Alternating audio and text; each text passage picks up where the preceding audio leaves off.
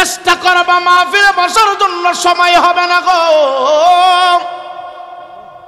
ইচ্ছা করবা মসজিদে যাইয়া ফজরের নামাজ আদায় করার জন্য, ইচ্ছা থাকলো তুমি ঘুম থেকে উঠা ঠান্ডা পানি তোমার দেহের ভিতরে লাগাইতে পারবা না, কারণ এমন বেমার তোমার দেহের ভিতরে ঢুকলো, ডাক্তার সাহেব প্রেসক্রিপশনের উপরে সার্টিফিকেট দিয়ে দিল তুমি ঠান্ডা পানি লাগাইতে পারবা না। সকালবেলা ঠান্ডা তোমার গায়ের ভিতরে যদি লেগে যায় তোমার হাঁফানি বেড়ে যাবে, শ্বাসকষ্ট হতে পারে, সকালবেলা তুমি ঘুম থেকে উঠতে পারবা না, মাগরিবের নামাজের পরে তুমি ঘর থেকে বাহির হইতে পারবা না। আজকে আমি আমির হোসেন রায়পুরীর সাথে একজন ব্যক্তির কথা হয়ে গেল রে বাবা, গাড়িতে বৈশা কথা হইল, ফোন দিয়া কান্না শুরু করেছে, ডাক দিয়া কই হুজুর কি যে করি বুঝতে পারি না, এই শীত সময় চলছে, একটা দিনও ফজরের নামাজ ঠিকভাবে আদায় করতে পারে না। আমি বললাম কেন কেন কেন? দেহের ভিতরে এমন বেমার আমার আল্লাহ ঢুকাইছে, দেহের ভিতরে এমন রোগ আমার আল্লাহ দিয়ে দিল, ঠান্ডা পানি লাগাইলে আমার নিঃশ্বাস বন্ধ হয়ে যায়। ঠান্ডা পানি যদি আমার দেহের ভিতরে লাগে গো, সকালবেলার ঠান্ডা বাতাস যখন আমার অক্সিজেন আমি হিসাবে ব্যবহার করি, ঠান্ডা আবহাওয়া যখন আমার দেহের ভিতরে লেগে যায় আমার নিঃশ্বাস বন্ধ হয়ে যায়। গরম পানি করে দিবে কে? সবাই তো সকালবেলা ঘুমায় থাকে। তখন আমি টেনশন করতে লাগলাম, হাইরে হাইরে, আমার নবী বলেছে ও উম্মত তোমরা দুই টাইমের ভিতরে ঘুমায় থাকবা না, সময় থাকতে সময়টাকে যুবক মূল্যায়ন করবা, সময় থাকতে সময়টাকে মূল্যায়ন করবা, কারণ একটা সেকেন্ড চলে গেল রে আমার নামা থেকে, একটা সেকেন্ড হায়াত কমে গেল, একটা মিনিট চলে গেল বাবা, একটা মিনিট হায়াত কমে গেল। আজকে রাত্রটা চলে গেলে 1 কোটি টাকা ইনকাম করতে পারবে এমন সম্ভাবনা আছে, কিন্তু 10 কোটি টাকা দিলে বাবা এই রাত্রটার ফিরে পাওয়া যাবে না গো, এই রাত্রটার খুঁজে পাওয়া যাবে না। আওয়াজ দিয়ে বলেন যুবক ঠিক কিনা? গুরুস্থানের একটু মাটি বায়না করে রাখি রে, এখনই তো আসতে পারে চলে যাওয়ার ডাক রে, গুরুস্থানে একটু মাটি বাইনা করে রাখ, কাঁদিস না তুই শিশুর মতো এমনই তো হয়, এই তো জীবন খুদার দিওয়া কারো জীবন নয় রে, কারো জীবন নয়। ইমানদার মুসলমান যুবক আল্লাহর ওলির চরণ ধুলি নিয়ে তোমার 2টা পায়ে হাত দিয়ে বইলা যায়, নবী কামলেওয়ালা নবী মুস্তাফা বলেছে উম্মত 2টা সময়ের ভিতরে নরম বালিশে মাথা লাগাইয়া সময় নষ্ট করবা না, নরম বিছানায় পিঠ লাগাইয়া সময় নষ্ট করবা না। একটা হলো সুবে সাদেক থেকে ফজরের অক্ত যতক্ষণ চলে রে বাবা, সকালবেলা কেউ পিঠ লাগাইয়া ঘুমাইবা না, বালিশের উপর মাথা ঠেকাইয়া তুমি সময় নষ্ট করবা না। আরেকটা সময় হলো আসরের নামাজের পরে সূর্যটা অস্ত যাওয়ার আগ মুহূর্ত পর্যন্ত, মাগরিবের রক্ত হওয়ার আগ পর্যন্ত 2টা সময় হলো রহমতের সময়। এই 2 সময়ের ভিতরে আমার আল্লাহর পক্ষ থেকে অসংখ্য গণিত নূরের ফেরেশতারা দুনিয়াতে রহমত নিয়ে বিচরণ করতে থাকে, দুনিয়াতে খাদ্য বিতরণ করতে থাকে। এই জন্য ফজরের টাইমে ঘুমাইবা না, আসরের টাইমে টেলিভিশন দেখবা না, আসরের পরে ঘুমায় থাকবা না। এই 2 টাইমে যারা অলসতা করে সময় নষ্ট করবা, এই 2 টাইমের ভিতরে যারা দুনিয়া ব্যস্ত থাকবা, অল্প বয়সে এমন জটিল কঠিন বেমার তোমার দেহের ভিতরে মান্না ঢুকাবে, ওষুধ দিয়া কোনো পার পাইবা না, ডাক্তারের চিকিৎসা দিয়া উন্নতি হবে না, কোনো মেডিসিন তোমাকে কাজ করবে না, একেবারে স্তব্ধ হইতে হইতে হইতে হইতে হইতে দুনিয়ার জমিন ত্যাগ করতে হবে। এই জন্য অনুরোধ কইরা বলি যুবক দে 2 টাকা দে, আমি আমির হোসেন রায়পুরি তোর মতো যুবক পায়ে দইরা কথা বলার কোনো প্রয়োজন নেই, সামনে চক্ষু বন্ধ করলে দেখি অন্ধকার, ডান দিকে দেখি অন্ধকার, বাম দিকে দেখি অন্ধকার, তোর পিছনে তো কেউ নাই। আজকে তোর মা আছে, বাবা আছে, আত্মীয় স্বজন আছে, দুইটা চক্ষু বন্ধ হয়ে গেলে সবাই পর হয়ে যাবে, পর হয়ে যাবে, পর হয়ে যাবে। জীবন যদি সাজাতে হয় নবীর আদর্শ দিয়া জীবনটা সাজাও। রঙিন যদি করতে হয় নবীর সুন্নাহ দিয়া রঙিন করো। পরিবর্তন যদি করতে চাও আল্লাহ তাআলার ফরজগুলি দিয়ে জীবন পরিবর্তন করো। চাহিদা যদি পরিবর্তন করতে চাও গভীর রজনীতে দাঁড়াইয়া তাহাজ্জুদের নামাজ পড়ো। জীবন যদি সাজাইতে চাও নবীর আদর্শ দ্বারা, জীবন যদি রঙিন করতে চাও নবীর সুন্নাহ আদায় করো। এই যুবক, শান্তি যদি পেতে চাও আমার আল্লাহর ফরজগুলি পুঙ্খানুপুঙ্খভাবে আদায় করো। যুবক ভাই, চাহিদা যদি পূরণ করতে চাও কোনো নেতার কাছে না, বক্তার কাছে না, পীর সাহেব হুজুরের কাছে না, মুফতি সাহেবের কাছে না, চাহিদা যদি পূরণ করতে চাও তুমি গভীর রজনীতে ঘুম থেকে উঠা ওয়ামিনাল লাইলি ফাতাহাজ্জাত বিহি নাফিলাতাল লাক আসা আইয়াবআসাকা রাব্বুকা মাকামাম মাহমুদা।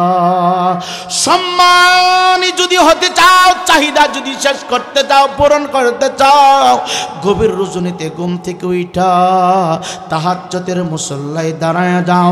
তাহাজ্জুদের নামাজ কম পক্ষে 4 রাকাত পড়বা। অভাবে আছো আল্লাহর কাছে চাইবা, আল্লাহ অভাব দূর করে দিব। অশান্তির ভিতরে আছো আমার আল্লাহ অশান্তি দূর করে দিব। বেমারে কষ্ট করতেছে, কোনো মেডিসিনে কাজ হয় না, আমার আল্লাহ বেমার দূর করে দিব। সন্তান হয় না, তাহাজ্জুদের মুসল্লায় দাঁড়াইয়া আল্লাহর কাছে সন্তান চাইলে আমার আল্লাহ সন্তানের ফয়সালা করে দিবে। ফ্যামিলিতে অশান্তি, দুয়াই কোনো কাজ হয় না, তাবিজে কোনো কাজ হয় না, পড়া পানি দেওয়া কোনো কাজ হয় না। আল্লাহর কসম করে আমি আমির হোসেন রায়পুরি বইলা দেয় তাহাজ্জুদের নামাজ 40 দিন একাধারি বড় আমার আল্লাহ গোটা সংসারটাকে শান্তির সামিয়ানা বানায় দিবে। চিৎকার দেখুন মারহাবা। আজকে তাহাজ্জুদ পড়বে দূরের কথা, এশার নামাজই পড়ে না। ঠিক কতক্ষণ ঠিক না? তাহাজ্জুদ পড়বে দূরের কথা, ফজরের নামাজই পড়ে না। আবার হে ঠেক লাগাইছি আমি আশেকে বেবস, কতক্ষণ না আশেকে বেবস। রাগ করতেছেন, কষ্ট দিচ্ছে আপনাদের ভাই, অনুরোধ আপনাদের পা ধরতেছি। আপনি বুঝের মানুষ বুট খাইতেছেন কি লেগে? এই কথাই দেখে বারবার কোন লাগে দেখ না। শোনেন বাবাজি, শোনেন, গুরুত্ব বুঝেন। এই যে আমি এগুলো কথা না কেন, অনেক সাধনা করার পরে এই কথাগুলি বাহির হয়। তা আপনার যদি কথাগুলো বুট বাদামির ভিতরে হারায় ফেলেন তাহলে ফায়দাটা কি বলেন না বাবা? এজন্য এখানে না, যত মাহফিলে যাবেন সব জায়গায় অফ উজু করবেন, মাথায় টুপি দিবেন, টুপি দিয়ে উজু করে ফ্যান্ডের ভিতরে ঢুকবেন। এ ময়দান একটা জান্নাতি ময়দান। যতক্ষণ কথা চলবে মনোযোগ সহকারে শুনবেন। যদি কথা শোনা মনে করেন আপনার শেষ, আস্তে করে বাহিরে চলে যাবেন। আমি যে কথা বলতে শুরু করছি আপনাদের অসুবিধা হচ্ছে, ডিস্টার্ব হচ্ছে, কারো মাইন্ড করতেছে? আল্লাহ আমাদের সকলকে সহি বুঝ দান করো, জোরে কোন আমিন। সকলে একটু দরুদ শরীফ পড়েন। আল্লাহুম্মা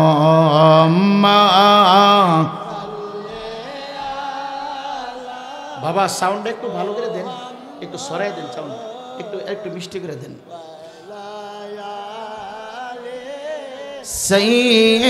সাইয়্যিদিনা মুহাম্মদ বলওয়ালা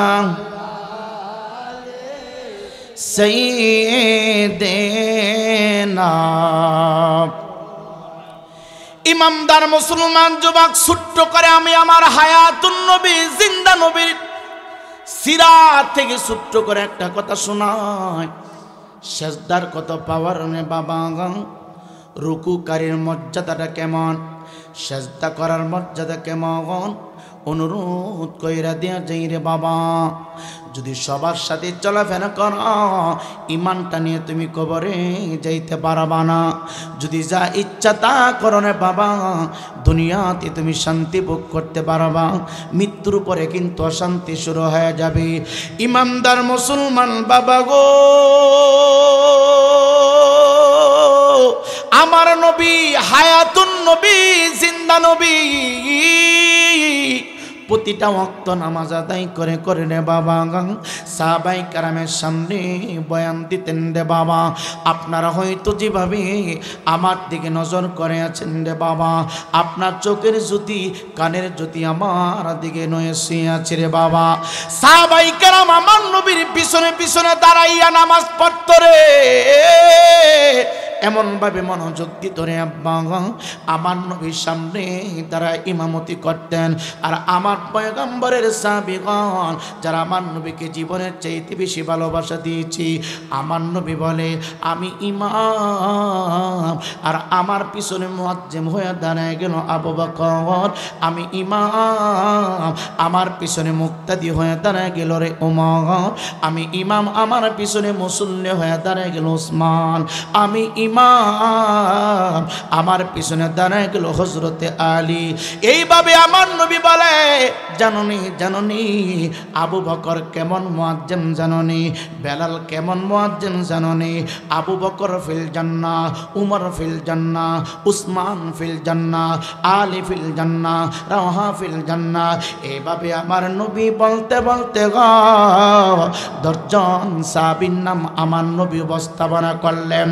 এমনিতেও সমস্ত সাহাবায়ে কেরাম জান্নাতি জান্নাতি জান্নাতি। নবীজি সালাতুল জোহরের নামাজ আদায় করলেন রে বাবা, জোহরের নামাজ আমার নবী আদায় করলেন। একটু মাসালা শুনে যান, জোহরের নামাজ যারা ইচ্ছাকৃতভাবে বারংবার ছেড়ে দিবেন রুজির ভিতরে কোনো বরকত পাবেন না। ইচ্ছাকৃতভাবে যারা জোহরের নামাজ বারবার কাজা করবেন, ইচ্ছাকৃতভাবে যারা জোহরের নামাজ বারংবার কাজা করবেন ছেড়ে দিবেন, আমি বলি না আমার নবী মুস্তাফা হায়াতুন নবী, জিন্দা নবী বলে জিন্দিগির ভিতরে কোনো বরকত পাইবা না, রুজির ভিতরে কোনো বরকত পাইবা না, যতই তুমি ইনকাম করো না কেন। একটু আওয়াজ দিয়ে বলেন না বরকত দেওয়ার মালিক কে? জোরে বলতে হবে কে? নবী আমার জোহরের নামাজ আদায় করিয়া সাহাবী আমার নবীর চেহারা মুবারকের দিকে তাকায় রইল। নবীজি সাহাবায়ে কেরামের দিকে নজর করে আছে, সাহাবায়ে কেরাম নবীর চেহারা মুবারকের দিকে নজর করে আছে। সাহাবীরা দেখে আমার নবীজির কপাল মুবারক এতটুকু, মাঝখানের শুধু জায়গা, শুধু এতটুকু জায়গা, বেশিও গামল না কমও গামে নাই, সামান্য সামান্য পরিমাণ ভিতর থেকে পানি মুবারক বাগিরে হচ্ছে। দেখবেন অল্প অল্প যদি চেহারা ঘেমে যায়, বাতির ফোকাস যখন এই পানির ভিতরে লাগে আয়নার মতো চকচক চকচক করতে থাকে রে। নবীর চেহারা তো এমনিতেই সুন্দর, নবীর সুন্দরের চাইতে সমস্ত সুন্দর ফেল হয়ে যায়। নবীর সাথে কারো যুক্তি চলে না, তুলনা চলে না, কোনো মেশাল চলে না। সাহাবায়ে কেরাম ডাকা দিয়া কয় ইটনার বাবারা, নবী আমাদের দিকে নজর করে আছে রে, আমরা নবীর চেহারা মুবারকের দিকে নজর করে আসি গো। নবীর কপাল মুবারকটা হালকা হালকা ঘেমে গেছি, আয়নার মতো জগজগ জগজগ করতেছি। কথা বলার ভিতরে ভিতরে মসজিদে নববীর বারান্দার সামনে দাঁড়াইয়া একজন ইহুদি আমার নবীর নাম মোবারক আদবের সহিত নিচ্ছে রে বাবা। সাবধান, নামাজ কাদা করবেন না, রুকুর ভিতরে ফাঁকিবাজি করবেন না, সিজদার ভিতরে ফাঁকিবাজি করবেন না, আমলটা ছেড়ে দিবেন না। সময় কিন্তু কারোর জন্য বসে থাকেন, অপেক্ষা করে না। আবু বকর ডাক কই দুনিয়ার মানুষ, নবী আমাদের দিকে নজর করা। আমরা নবীর চেহারা মোবারকের দিকে নজর করে তাকায় রইলাম। এমনিতেই একজন ইহুদি মসজিদে নববীর বারান্দার সামনে দাঁড়াইয়া অপেক্ষা করতেছে, আমার নবীকে ডাকাডাকি করতেছে। আমার নবী সবাইকে ভালোবাসতেন রে বাবা। আমার নবীকে কেউ যদি আঘাত করতো রে, পাল্টা আঘাত করতেন না। আমার নবী যদি কাউকে গালি, আমার নবীরে কেউ গালি দিলে পাল্টা গালিটা দিতেন না। ছোট্ট একটা ঘটনা আপনাদেরকে শুনাইলে বুঝবেন। নবীর ঘরের ভিতরে 3 দিন পর্যন্ত কোনো খাবার নাই। ক্ষুধার কথা কার কাছে বলবে গো? নবীর জুব্বা মুবারকের নিচে চাপটা একটানা 3টা পাথর বেঁধে নিলেন বাবা। ছোট্ট একটা সাদা পাগড়ি মুবারক দিয়ে পেঁচাইয়া নবীর পেট মুবারকের উপরে জুব্বা মুবারকের নিচে একটানা 2টানা 3টা ছোট্ট ছোট্ট লম্বা চাপটা পাথর বেঁধে নিয়েছে।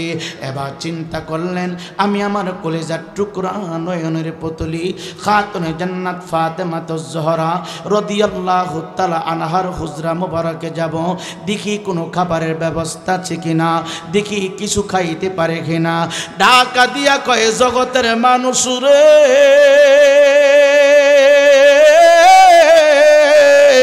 আমি তৃষ্ণার্ত নবী, আমি ক্ষুধার্ত নবী, নবী নবী নবী নবী নবী। পা মুবারক দিয়ে হাইটা হাইটা নবীর সাথে আনাস ইবনে মালিক, বয়স মাত্র 11 বছর, মনে রাখবেন বয়স মাত্র 11 বছর। আনাস ইবনে মালিক আমার নবীজির খাদেম, আম্মাজান সাইয়্যিদাতুন নিসা আহলিল জান্নাহ, আমার নবী যাকে বলেছেন। আম্মাজানের বাড়িতে যাই উপস্থিত হয়ে গেল, দরজায় নক করল রে বাবা। খাতুনে জান্নাত ফাতেমাতুজ জোহরা চৌকার দরজার কবাট খুলে দেখে দোনো জাহানের বাদশাহ হায়াতুন নবী, জিন্দা নবী, তার আব্বা রহমাতাল লিল আলামিন তার গেটের সামনে হাজির হয়ে গেছে। চিৎকার দিয়ে কি সুবহানাল্লাহ বলা যাবে না? সম্মানিত হাজিরিন, নবী আমার ফাতেমার চেহারার দিকে তাকাইয়া বুঝতে পারলেন, আমি যেমন ক্ষুধার্ত আমার ফাতেমা তেমনি ক্ষুধার্ত। আমার ঘরের চুলায় যেমন আগুন জ্বলে না, ফাতেমার ঘরের চুলায় আগুন জ্বলে না। নবী বুঝতে পারলেন, আর কোনো কিছু বলে না। ফাতেমা বারবার জিজ্ঞাসা করে, আব্বাজি এই সময়ে কেন চলে আসলেন, এই সময়ের ভিতরে কেন চলে আসলেন?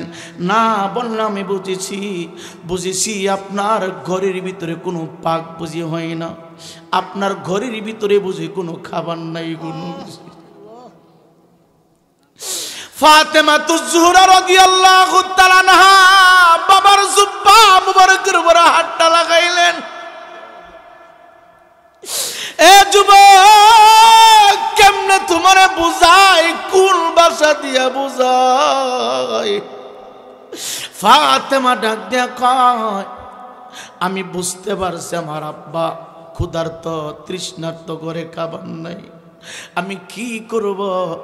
আমি ফাতেমার ঘরে তো আজকে 2.5 দিন হয়ে গেল, চুলায় আগুন জ্বলে রে, পাতিলে কোনো খাবার নাই। এ যুবকটা ইসলাম তেমনে আসে নাই। এই খাও দাও, ফুর্তি করো, রং তামাশা করো, কার সম্পদ চুরি কইরা বিল্ডিং বানাইলা, কার সম্পদ চুরি কইরা ব্যাংকের টাকা তুমি ঢুকাইলা, একটু হিসাব মিলাইলে না। ইসলাম এমনে আসে না। তোমার হিসাব তোমাকে দিতে হবে, আমার হিসাব আমি দিব। আনাস ইবনে মালিক দাঁড়িয়ে আছে, তার 2টা ঠোঁট শুধু থরথর করে কাঁপতেছে। কথা বলবে বলবে, আমার নবী ইশারা দিলেন মালিক জবান খুলবে না।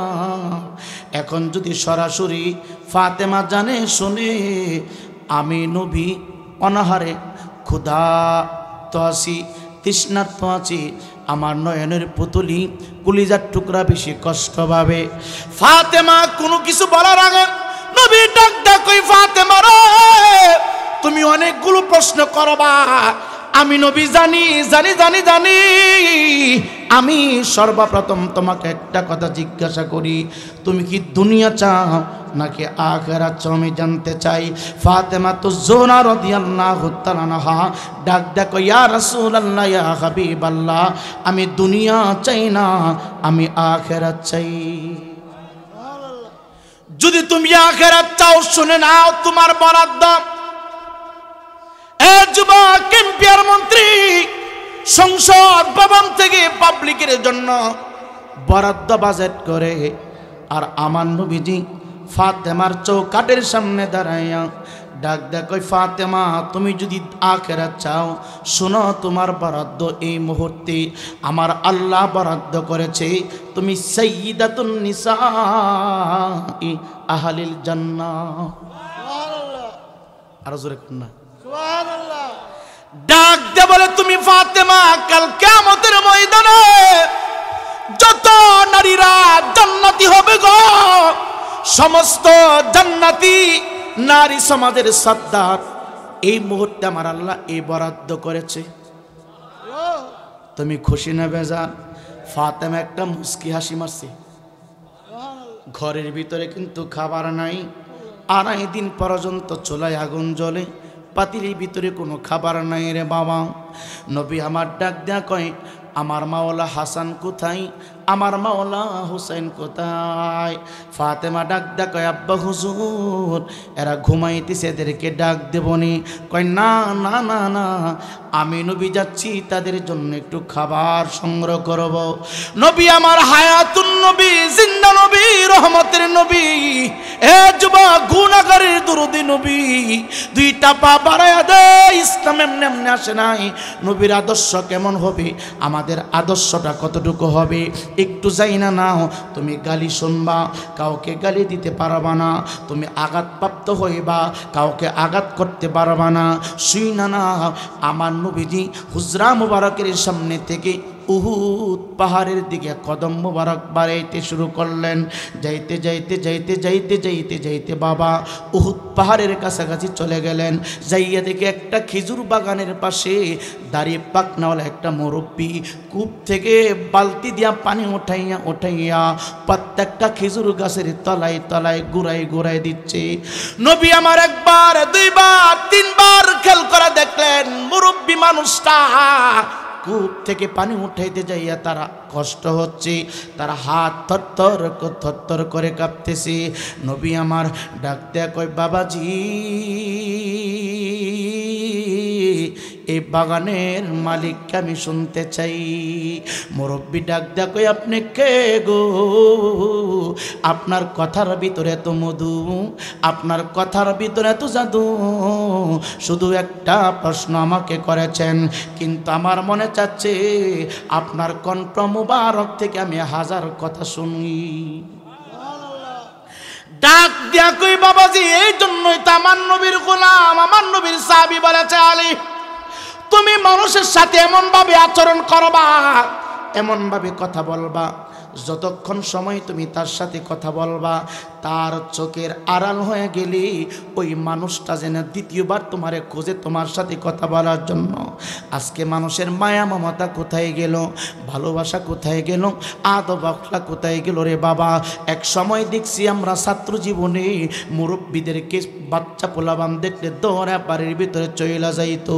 এখন বাচ্চা পোলাবানগুলি যুবক ভাইয়েরা মুরব্বীদেরকে দেখলে মস্কারা করে, মুরব্বীদেরকে দেখলে ঠিসারা করে। বাবারে এগুলা কে কিয়ামতের আলামত। যে সময়ের ভিতরে যুবকদের কাছে মুরব্বীদের সম্মান থাকবে না, এই সময়টার কথা আমার নবীদের হাজার বছর পূর্বে বলে গিয়েছি। আমার উম্মতের ভিতরে এমন একটা সময় আসবে রে, সন্তানগুলি মা বাবার ইজ্জত করবে না, মা বাবাকে ভালোবাসা দিবে না, সন্তানগুলি রে মুরব্বীদেরকে সম্মান করবে না, মুরব্বীদেরকে ইজ্জত করবে না। ইমানদার মুসলমান বাবারা, নবী আমার ডাক দেখাই বাগানের মালিককে,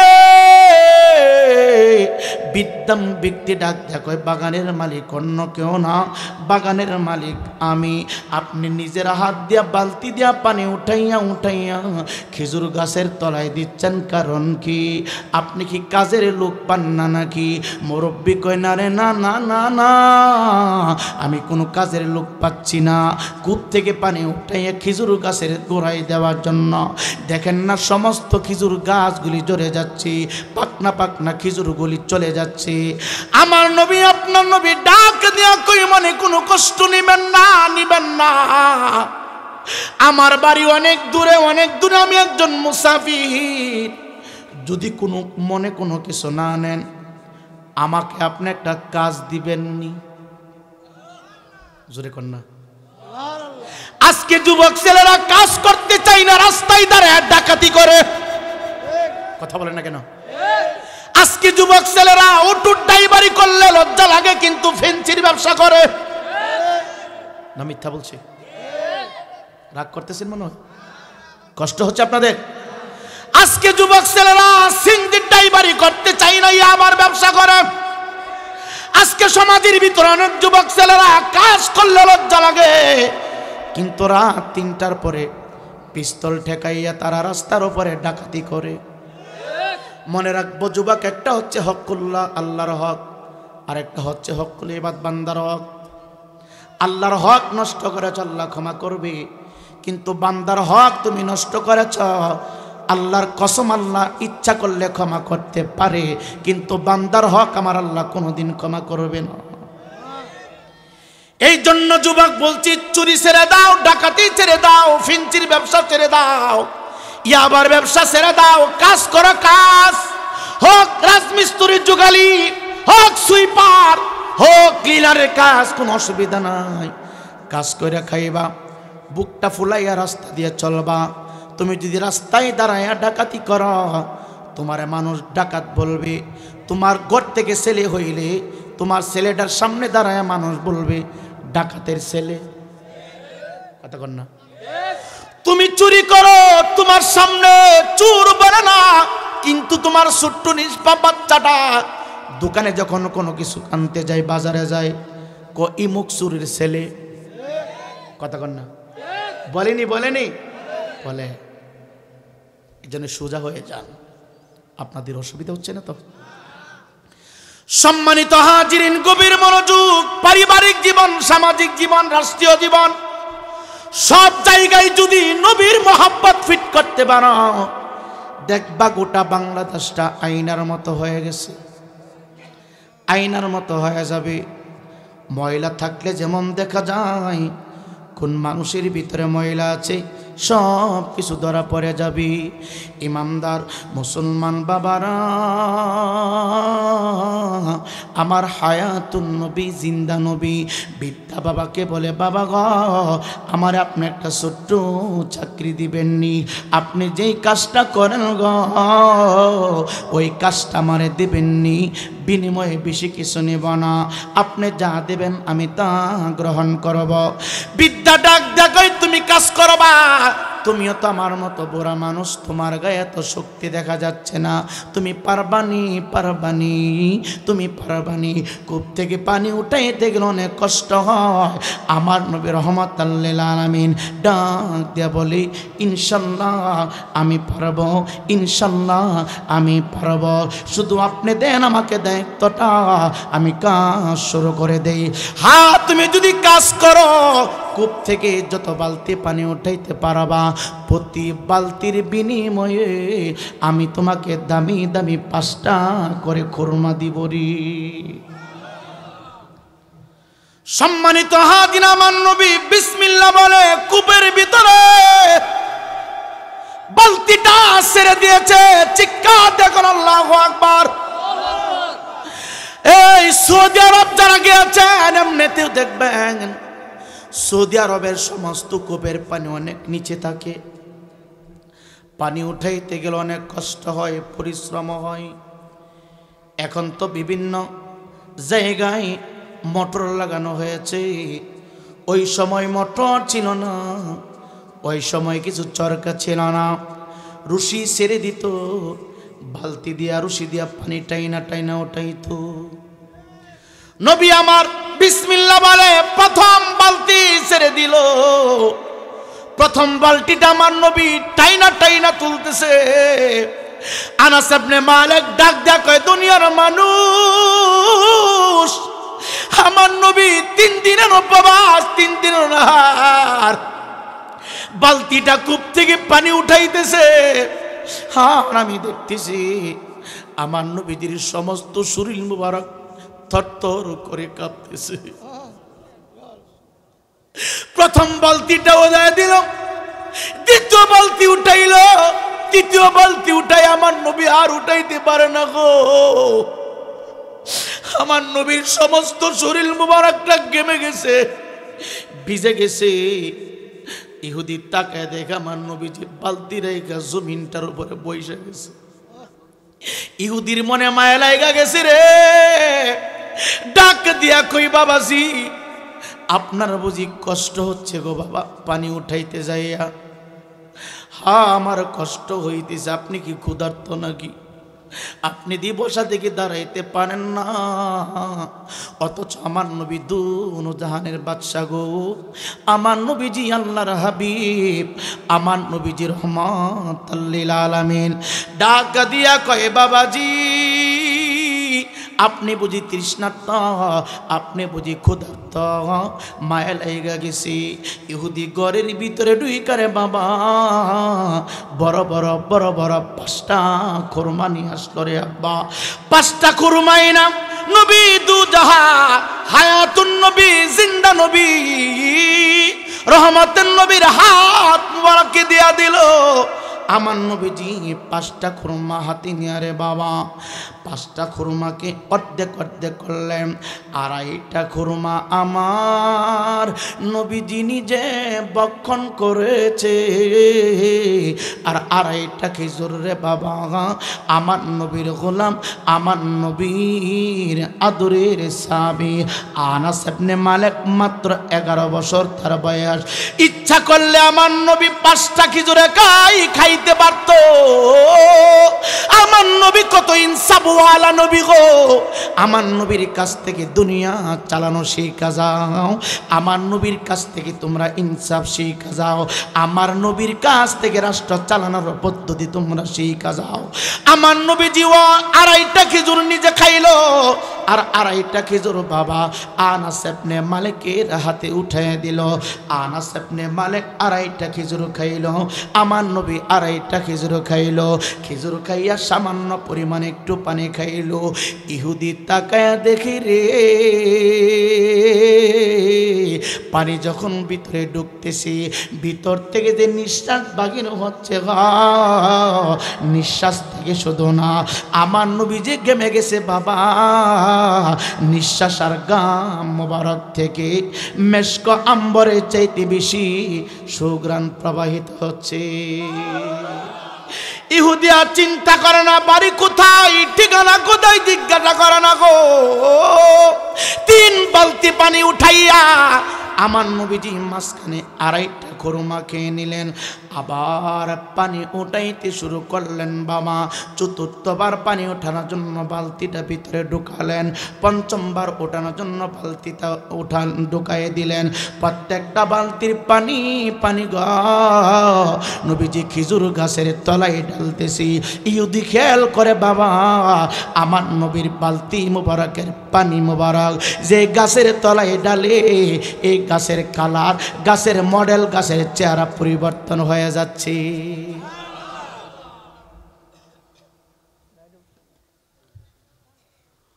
পঞ্চম বালতি ভিতরে ঢুকায় দিল, ষষ্ঠ ঢুকায় দিল, সপ্তম ঢুকায় দিল, অষ্টম বালতি ঢুকায় দিল, নবম বালতিটা যেই মাত্র বিসমিল্লাহ বলে ঢুকাই নরে বাবা, আমার নবীর মৌজেজা আমার আল্লাহ প্রকাশ করবে। নবম বালতিটা ঢুকানোর সাথে সাথে বাবা রুশিটা মাঝখান দিয়ে ছিঁড়ে কুপির ভিতরে বালতিটা পড়ে গেছে। যুবক ভাই খেজুর গাছের সুপুরা আদি রুশি বানানো, লম্বা সময় ব্যবহার করার কারণে রুশি মাঝখান দিয়ে ড্যামেজ হয়ে গেছে, ছিঁড়ে বালতিটা নিচে পড়ে গেছে। সিরার কথা না, আমার আল্লাহ প্রেমের খেলা খেলবিরি। এই সিরা রশি থেকে আমার আল্লাহ দেখেন না কি করে। এ যুবক ভাই দে পা দুইটা বড় দে, কাজ লাইগা যাও, কাজ যেই কোনো কাজ করো, 100 টাকা দিয়ে তুমি ব্যবসা শুরু করো, দেখবা লাইগা থাকবা একদিন কোটি টাকার মালিক হইতে পারবা। রশিটা মাঝখান দিয়ে যেই মাত্র ছিঁড়ে গেল রে বাবা, ইহুদি তাকায় দেখে রশিটা নিচ থেকে আমার নবীজি হাত মোবারক দিয়ে উঠাইতেছে, বালতি আর ওঠে না রে বাবা। ইহুদি রাগান্বিত হয়ে গেছে। মুসলমান দলে বিভক্ত হতে পারে, এক মুসলিম আরেক মুসলমানকে দেখলে বড় মায়া লাগে, মহব্বত লাগে রে বাবা। এ যুবক ভাই, ইটনার একটা মুসলমান ধরেন না মালয়েশিয়া থাকে অথবা ইটালি থাকে, আমার বৈরবের একটা মুসলমান যদি ইটালিতে সাক্ষাৎ হয়ে যায়, বাইরে ভাই আপনার নাম কি? আমার নাম আল আমিন। আপনার বাড়ি কোথায়? বৈরব। আপনার বাড়ি কোথায়? আখরা থানার অন্তর্গত ইটনা। ঠিক আছে, অসুবিধা নাই, আমরা তো বাঙালি, আমরা তো জাতে বাঙালি, আমার মাতৃভাষা বাংলা, তোমার মাতৃভাষা বাংলা, তুমিও মুসলমান আমিও মুসলমান, দুইটা ভাইয়ের দূরত্ব অনেক বেশি, কিন্তু প্রবাসী মিডিল ইস্টে একটা ভাই যখন একটা ভাইয়ের সাক্ষাৎ পায় মনে হইতেছে এক মায়ের দুই ভাই। কথা বলেন, মুসলমানরা মিলে যায়, কিন্তু ইহুদিরা কোনদিন মুসলমানকে অন্তর থেকে ভালোবাসে না। ইহুদিরা কোনদিন মুসলমানকে অন্তর থেকে ভালোবাসে না গো। ইহুদিরা মুসলমানের চিরশত্রু। ইহুদিরা চায় মুসলমান কিভাবে ধ্বংস হয়ে যায়। ইহুদিরা চায় মুসলমানের ধ্বংস, ইসলাম ধ্বংসে গেলাম না। ইহুদি নবীর চেহারা মোবারকের দিকে তাকাইয়া দেখি আমার নবীজি একটু পেরেশানির ভিতরে পড়ে গেলেন। ইহুদি আমার নবীরে চিনত না রে বাবা, সেই চিনে না উনি যে রহমতাল লিল আলামিন। উনি জানে অনেক দূর থেকে লোকটা আসছে, তার কাছ থেকে কাজ নিয়েছে, বালতি ভিতর থেকে উঠাইতে পারে না। ইহুদি ডাক দেখায়, বালতি কোথায়? কবাবজান বালতি তো ভিতরে পড়ে গেছে।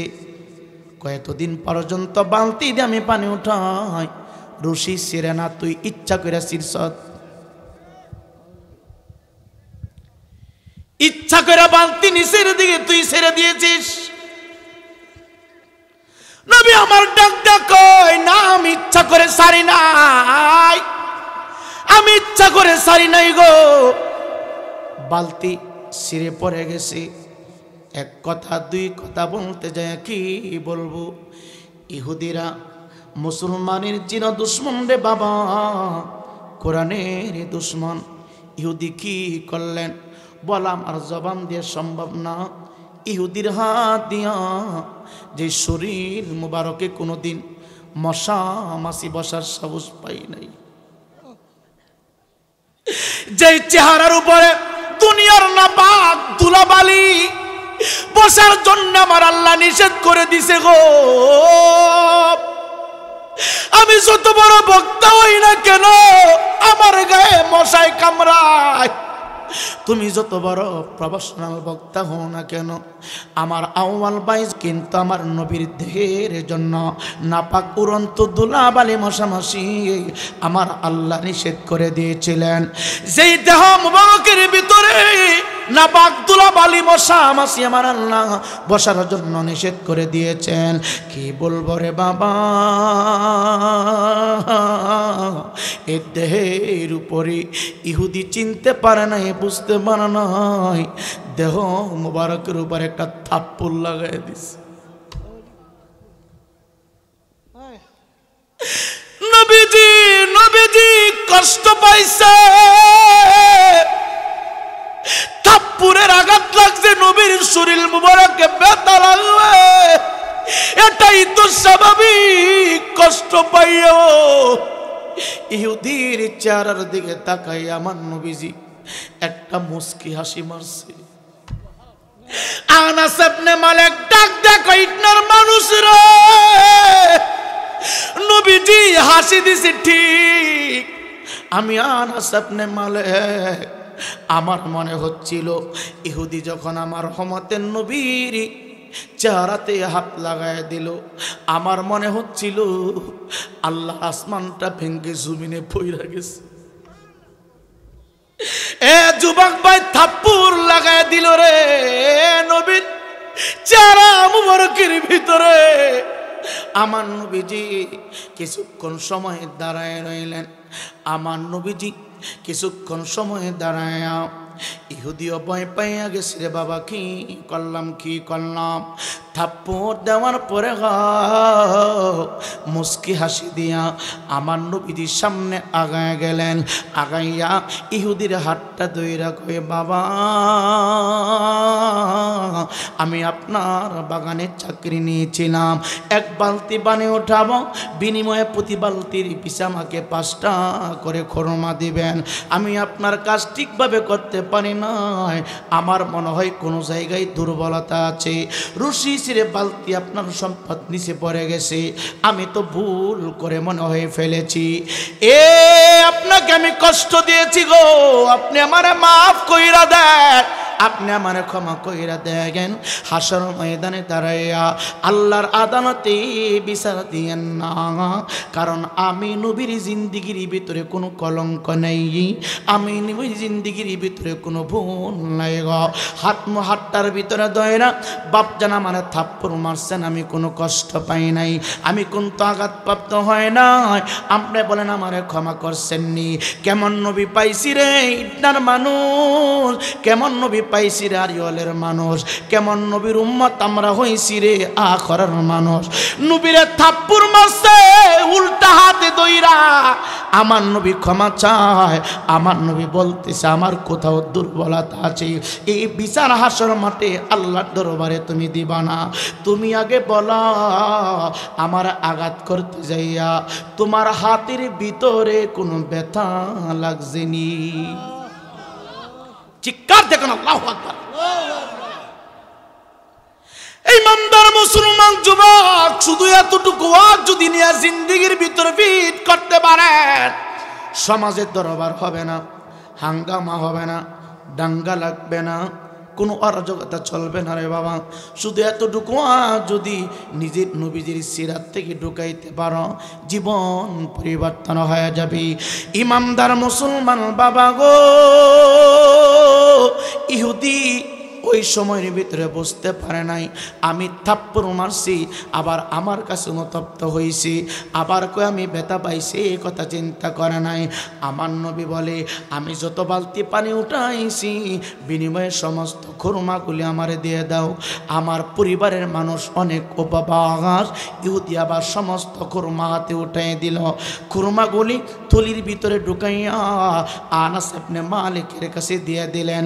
আমার নবী আগে আগে হাঁটি, আনাস ইবনে মালিক পিছে পিছে যায়। যুবক ভাই রে, আমার নবীজি একটু সামনে যাওয়ার পরে ইহুদি আবার আমার নবীকে উদ্দেশ্য করে গাল মন্দ করতে শুরু করেছে, বকাবকি করতে শুরু করেছে, বকা এমন গালাগালি করতে শুরু করেছে। আমার নবী কোনো কিছু বলে না, পিছন দিক দিয়ে ফিরত চাই না রে বাবা। প্রত্যেকটা মানুষের দেহের ভিতরে কিন্তু রাগ আছে, প্রত্যেকটা মানুষের দেহের ভিতরে কিন্তু রাগ আছে রে বাপ, কম আর বেশি।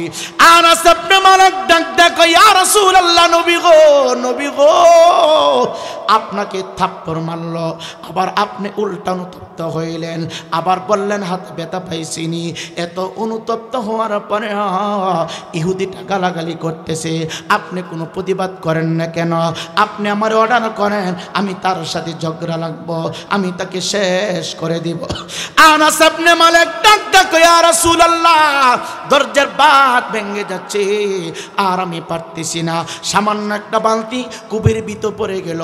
আপনি তো নবী, আপনি বললেই তো কূপের নিচ থেকে বালতি উপরে চইলা আসে, আপনি বললেই তো পানি নিচ থেকে উপরে চইলা আসে, আপনি বলেন না কেন?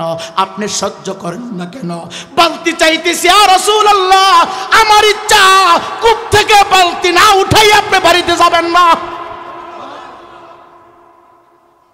ইহুদিকে আপনি বুঝায় দেন কার গায়ে আঘাত করছে। আমার নবীজি ঠিক আছে চলো। নবীজি কূপের পাশে গেলেন, ইহুদিকে বললেন, বাপজান, আপনি আমারে থাপ্পড় দিছেন, আমি আপনার কাছে অনুতপ্ত হয়েছি, একটা বালতির বিনিময়ে এত কিছু করলেন, আমি আপনার কাছে সরি বললাম, আমি আপনার কাছে অনুতপ্ত হইলাম, তারপর আপনি গালমন্দ করতেছেন, বিষয়টা কি? আপনি কি বালতির জন্য এত কিছু করতেছেন? না, বালতির জন্যই করতেছি। নবী আমার কূপের পাশে দাঁড়াইয়া পানির দিকে খেয়াল করে ডাক দেয়া কয়, পানি রে, আমি নবীর কারণে তুই পানিকে আমার আল্লাহ সৃষ্টি করেছে, আমি অর্ডার করলাম তুই নিচ থেকে উপরে চইলা। আমার নবী বলতে দিলে, ওই সিটনার বাবারা পানির দিকে তাকাইয়া সেই মাত্র ইশারা করলো, পানি নিচ থেকে উপর পর্যন্ত পানি দেওয়া পর হয়ে গেল, বালতি এমনিতে বাহির হয়ে চলে আসলো। নবী আমার ডাক ডাক, আনাস রে, তার বালতি তাকে তুমি বুঝাইয়া দাও। বালতি বুঝাইয়া দিয়া আমার নবী বাড়িতে চলে আসছে। বাড়িতে আইসা মাওলা হাসানকে ডান উরু মুবারক শোয়াইছে, মাওলা হুসেনকে বাম উরু মুবারকে শোয়াইয়া খুরমাগুলি সিরে সিরে মাওলা হাসানের জবানে দিচ্ছে, মাওলা হুসাইনের মুখে তুলে দিচ্ছে। ইহুদি বাড়িতে যাইয়া তার বিবির সাথে গল্প করতেছি, বিবি রে, বাগানের ভিতরে আমি পানি দিচ্ছিলাম, একজন মানুষ পাগড়ি পরনেওয়ানা, চেহারাটা মনে হয় পূর্ণিমার চাঁদের চেয়েও সুন্দর, চাঁদের ভিতরে কালো কালো কিটকিট দাগ দেখা যায়, কিন্তু এই লোকটার শরীর মুবারকে চেহারার ভিতরে কোনো আমি দাগ দেখলাম না। বিবি ডাক ডাক, তার বাড়ি কোথায়? আমি তো নামটা জিজ্ঞাসা করে নাই। বিবি ডাক ডাক, তার চুলগুলি কেমন গো? চুলগুলি কুকরানো কুকরানো, চুলগুলি কান পর্যন্ত, চুলির দিকে তাকাইলে মনে হয় নদীর পানি ঢেউ দিচ্ছে গো, ঢেউ দিচ্ছে। সম্মানিত হাজিরিন, ইহুদির বিবি ডাক ডাক, নাকগুলি কেমন? ইহুদি বর্ণনা দিচ্ছে। চোখগুলি কেমন? ইহুদি বর্ণনা দিচ্ছে। চুল মুবারকগুলি কেমন? ইহুদি বর্ণনা দিচ্ছে। ঠোঁট মুবারক কেমন? ইহুদি বর্ণনা দিচ্ছে। ডাক ডাক, স্বামী গো, উনি অন্য কেহ না, উনি এই জামানার পয়গম্বর আল্লাহর হাবিব রহমাতুল লিল আলামিন। উনার বাড়ি মদিনায়, মদিনায়। আমি ওনাকে অনেকবার দেখেছি, উনার নাম মুবারক শুনেছি। কি হয়েছে গো স্বামী? ডাক দিয়া কই, বিবি রে, বিবি রে, আমার কাছে আইসা চাকরি চাইলো, আমি তার চাকরি দিলাম। 3 বালতি পানি উঠাইয়া বসে গেল, আমি তাকে 5টা খুরমা দিলাম। অর্ধেক খুরমা উনি নিজে খাইলো, আর অর্ধেক খুরমা একটা বাচ্চাকে খাওয়াইলো। আবার 9 বালতি পানি উঠানো যখন শেষ পর্যায়ে বালতির রশি ছিঁড়ে নিচে চলে গেছে। তারপরে আপনি কি করলেন? আমি তার সাথে রাগারাগি করছি। রাগারাগি কইরা আমার হাতটা দিয়া তার চেহারার উপর একটা ধাক্কা মেরে দিয়েছি, একটু কষ্ট দিয়ে ফেলেছি, আমি থাপ্পড় দিয়ে ফেলেছি।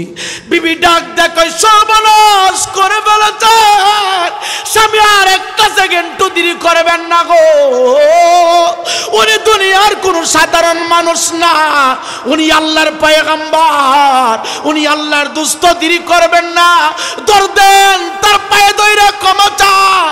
উনি যদি ক্ষমা না করে আমার আল্লাহ ক্ষমা করবে না, আল্লাহর গজব আপনার উপরে নাজিল হবে। চিৎকার দিয়া কি আল্লাহু আকবার বলা যাবে না?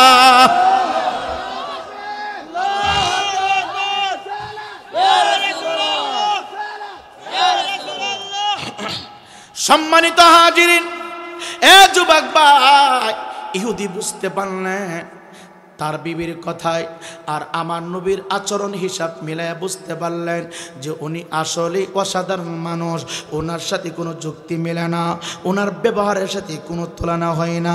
ডাকা দিয়া কই, বিবির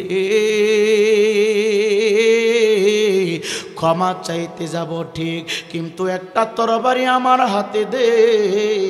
ও স্বামী, তরবারি দিয়ে কি করবেন? দ্বিতীয়বার প্রশ্ন করবে না, তরবারিটা আমার হাতে দে। ও যুবক ভাইরা, তরবারিটা বাম হাতের ভিতরে নিয়া আল্লাহর কসম করে বলি গো, ইহুদি আমার নবীর প্রেমে তো পাগল পারা হয়ে গেছে। তরবারিটা হাতের ভিতরে নিয়া যে হাত দিয়া নবীর চারার উপরে থাপ্পড় লাগায় দিল রে, ইহুদির নিজের হাতের তরবারিটা দিয়া দেহ থেকে হাতটাকে আলগা করে ফেলেছে। ডাক ডাক বিবি, যে হাত দিয়া রহমতের নবীকে কষ্ট দিল গো, যে হাত মায়ার নবীর উপর আক্রমণ হয়েছে, এই হাত আমার দেহের ভিতরে আর লাগবো না। হাতটাকে আলাদা কইরা একটা প্যাকেট বানাইয়া রহমতের নবীর দরবারে হাজির হয়ে গেছি। আমার নবী তো দয়ার নবী রে, আমার নবী তো মায়ার নবী রে। যাইয়া দেখে আমার নবীজি মাওলা হাসানকে ডান উর মুবারকের উপরে শোয়াইয়া, মাওলা হুসাইনকে বাম উর মুবারকে শোয়াইয়া দুই নাতিকে খুরমা সিঁড়ি সিঁড়ি দিচ্ছে, খাওয়াইতেছি। আমার নবী একটু আগে কষ্ট পাইছে এমন কোনো চাপ চেহারার ভিতরে নেই, ঘরের ভিতরে যেন ময় সব চলছে রে বাবা। এক টুকরা খুরমা মাওলা আলীর মুখে দিচ্ছে, এক টুকরা খুরমা ইমাম হাসানের মুখে দিচ্ছে, হুসাইনের মুখে দিচ্ছেন, ফাতেমাতুজ জোহরা রাদিয়াল্লাহু তাআলা মুখের ভিতরে দিচ্ছে। মাঝে মাঝে আমার নবী খাইতেছে রে বাবা। আমার নবীকে আঘাত করেছে এই কথা আমার নবীর খেলে নাই রে বাবা, অন্তর থেকে ডিলিট করে দিয়েছে। এমনিতে ইহুদিটা ঘরের সামনে দাঁড়াইয়া সালাম দিলেন রে বাবা।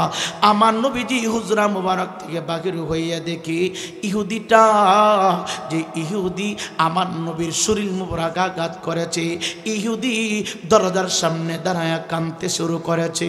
ডাক ডাক ইয়া রাসূলুল্লাহ, নবী গো, নবী গো, মায়ার নবীজি, আমি যদি জানতাম, আমি যদি আপনাকে চিনতাম, আপনার আমি কূপ থেকে পানি উঠাইতাম না গো নবীজি। আল্লাহর কসম কইরা বলি, আমি জানি না, আমি বুঝি না আপনি যে রহমতের নবী। ইয়া রাসূলুল্লাহ, আপনার নাম মুবারক শুধু শুনেছি, আমি আপনার সাথে ভুল করেছি, বেয়াদবি করেছি গো নবীজি। আমার হাতে আপনার চেহারাতে আঘাত করেছি, আপনি যদি আমারে ক্ষমা না করেন, আমার মাওলা আমারে ক্ষমা করবে না। আমারে আপনি মাফ কইরা দেন আর আমারে পড়ে দেন, আশহাদু আল্লাহ ইলাহা ইল্লাল্লাহু ওয়াহদাহু লা শারীকা লাহ। চিৎকার দিয়ে বলেন আল্লাহু আকবার। নবীর চরণেতে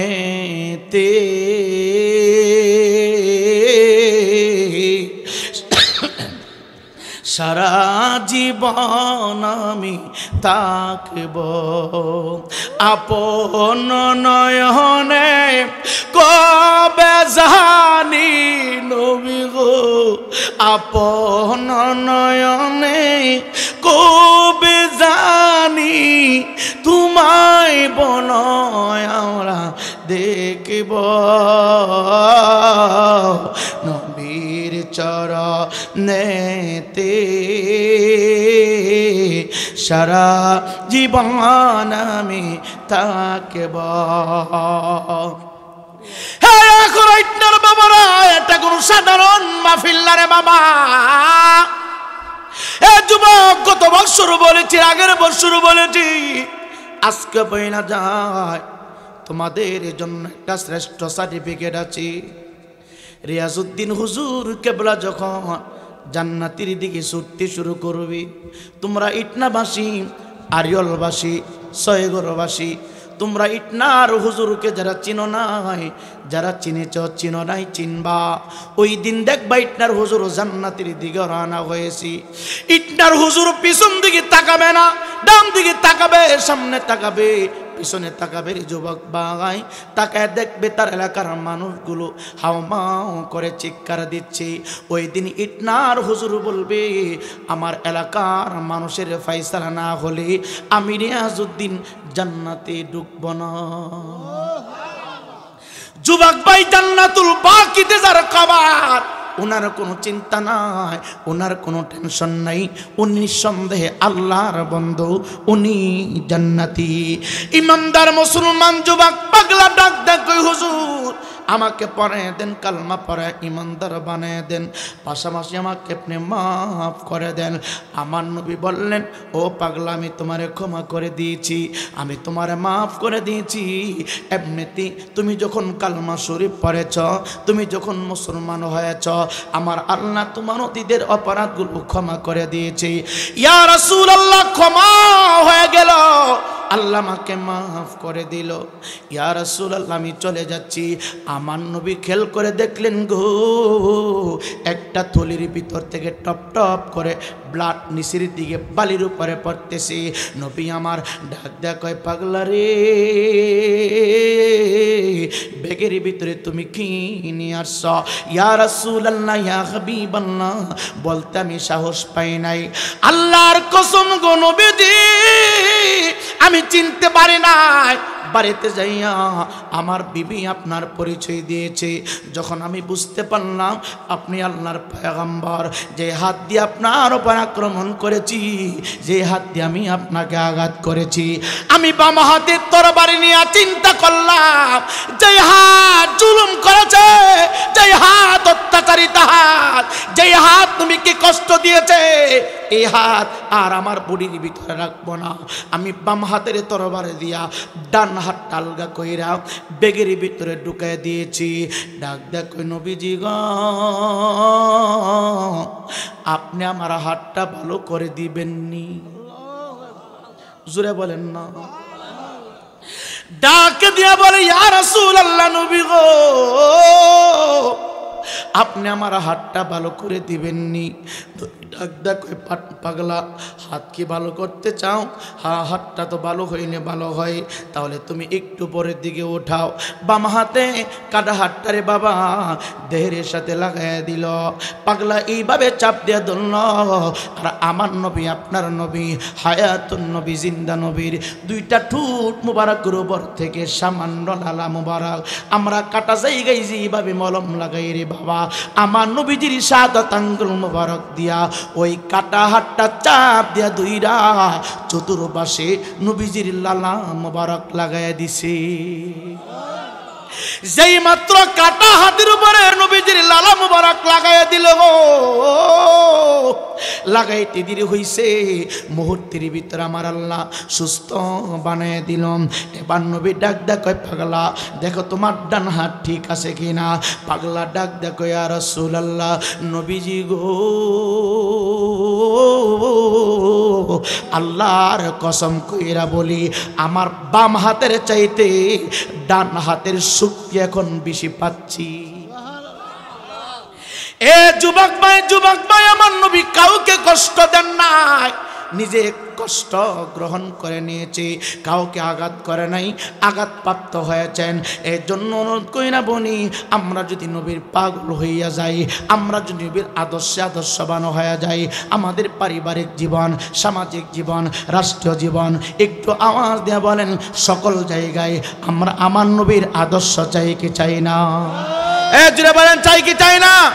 কে কে চাই হাত তুলে দেখে নারে তাকবীর নারে রিসালাত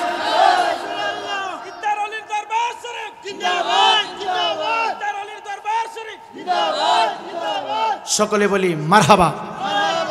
বাবজান আমরা যে এখানে এসেছি বাড়ি পর্যন্ত যেতে পারবো এমন কোন ওয়ারেন্টি কার্ড আছে আপনার কাছে? কথা বলেন আছে? গত বছর অনেকে ছিল, এই বছর নেই। কথা বলেন না কেন? অনেক মানুষ ছিল, এই বছর নাই। আগামী বছর মাহফিল হবে, আমরা থাকবো না। আজ আসি তো কালকে নাই, নিঃশ্বাসের কোনো বিশ্বাস নাই বাবা।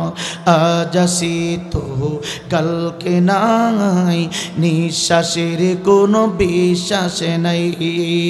দমে দমে দম ফোরাইল, দমে দমে দম ফোরাইল, এই দিকে কারো চিন্তা নাই। আজ আসি তো কালকে নাই, নিঃশ্বাসের কোনো বিশ্বাস নাই। হবে যখন সমন্দারি, বন্ধ হবে দুনিয়াদারি, সব ছাড়িয়া যাবে তুমি, সব ছাড়িয়া যাবে তুমি, পরে রবে একলাই। আজ আসি তো কালকে নাই, নিঃশ্বাসের কোনো বিশ্বাস নাই। আওয়াজ দিয়া বলেন ঠিক কিনা? আমি আমির হোসেন রায়পুরি লক্ষ লক্ষ লক্ষ টাকার মালিক, মরে গেলে অ্যাকাউন্টে বলা থাকবে রে যুবক। সুন্দর দামি একটা ব্র্যান্ডের গাড়ি নিয়ে চলাফেরা করি, আমি মারা গেলে গাড়ি ঢাকার জায়গায় থাকবে। এখন যদি মৃত্যু হয়ে যায় আপনারা আমারে ধরে ধরে ধরে গাড়িতে উঠাই দিবেন। আমার কোনো বাইরে যদি মৃত্যু হয়ে যায়, আল্লাহর কসম সারাটা দিন যেই রুমের ভিতরে ছিলেন এই রুমটার ভিতরে আপনাকে জায়গা দেওয়া হবে না। হয়তো ঘরের বারান্দায় অথবা বাহিরে কোনো জায়গায় পাতলা একটা চাদর দিয়া সারাটা রাত আপনাকে শোয়া রাখবে।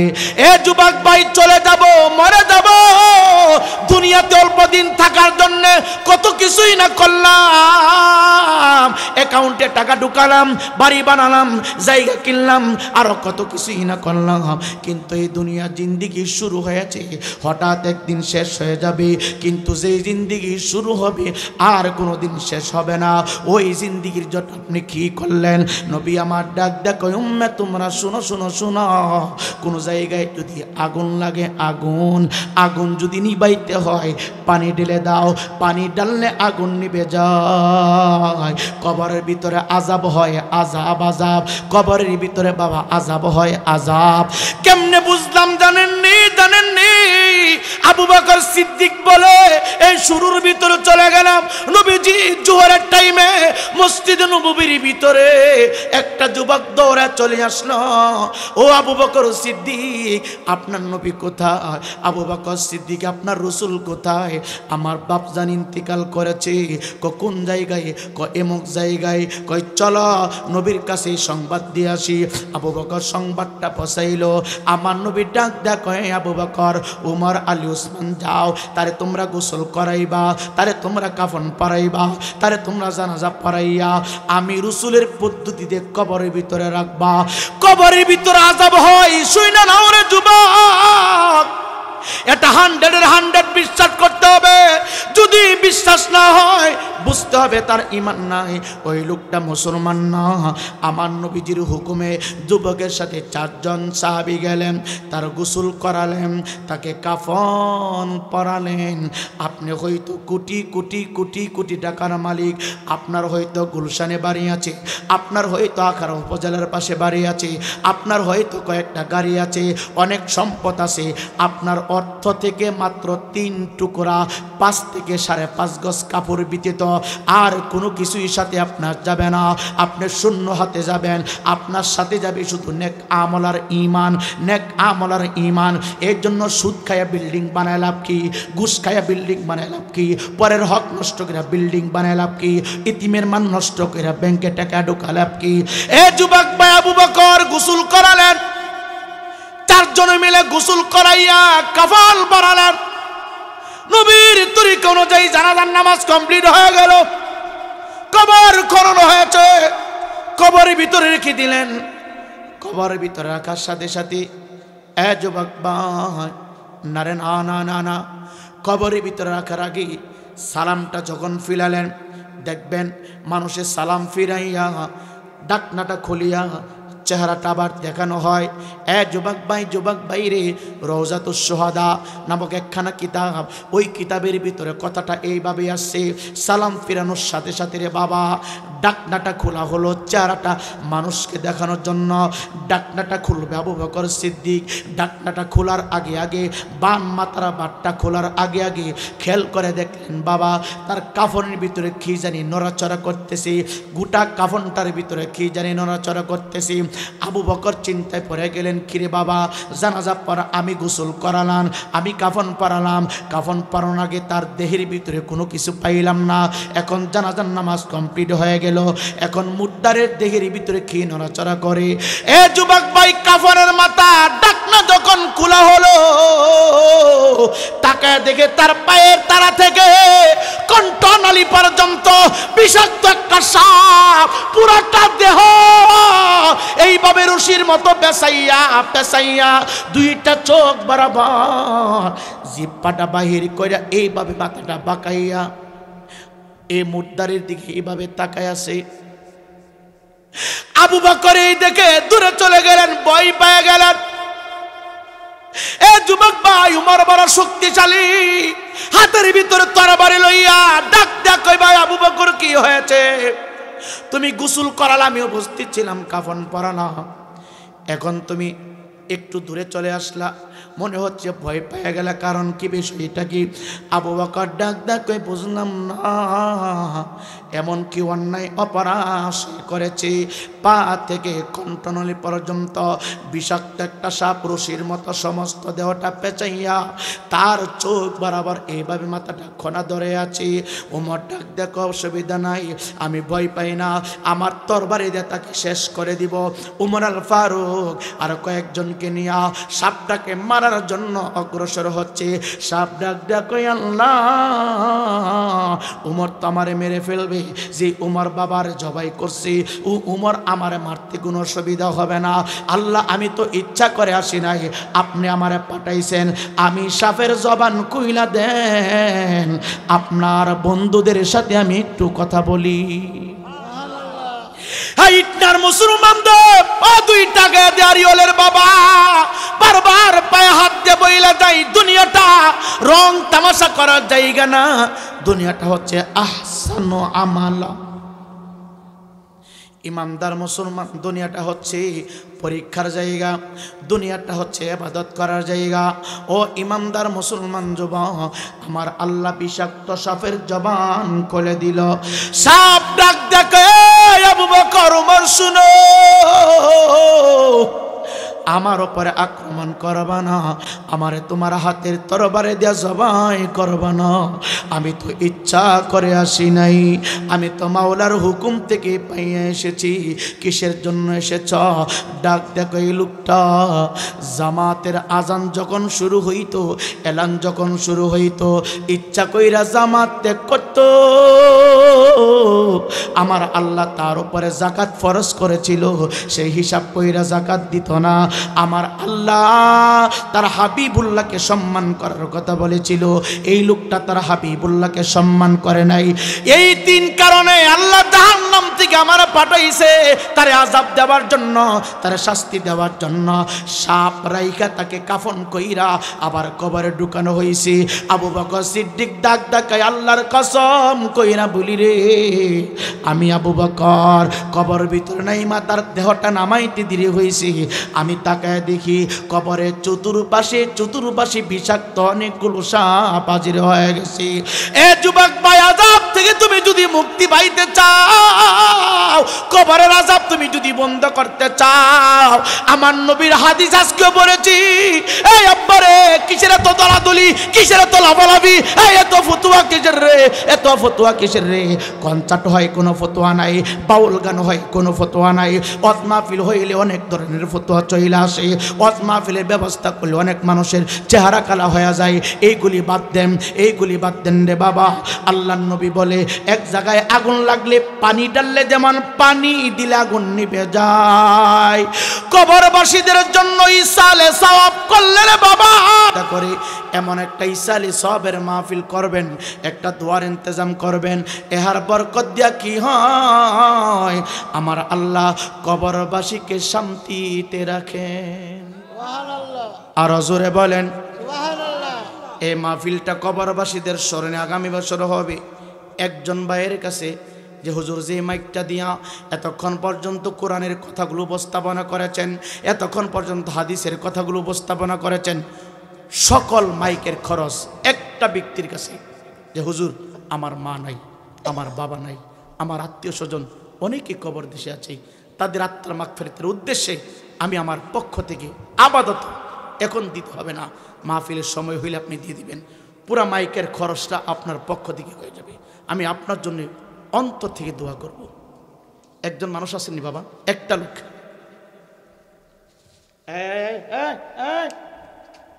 মাইকলা